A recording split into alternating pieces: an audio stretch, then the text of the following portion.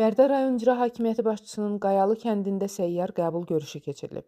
Keçirilən görüşdə icra hakimiyyətinin başçısı, aparatın məsul şəxsləri, hüquq mühafizə orqanlarının, təhsil, səhiyyə, mədəniyyət, xidmət təşkilatlarının rəhbərləri, bələdiyyə, inzibati ərazi dairəsi üzrə nümayəndəliyin əməkdaşları və kənd sakinləri iştirak ediblər.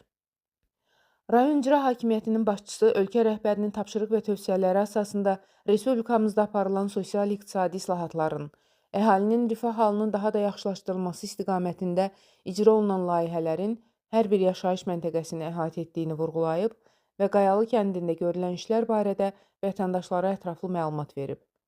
Daha sonra görülən işlərdən məmnunluqlarını bildirən sakinlərin təklif və şikayətləri dinlənilib. Qaldırılan məsələlərin həlli istiqamətində aidiyyəti qurumlara müvafiq tapşırıqlar verilmişdir. Vüsal Rafiqoğlu, Mirələ Məhmədov, Vəfa Hüseynova, Aran TV, Bərdə.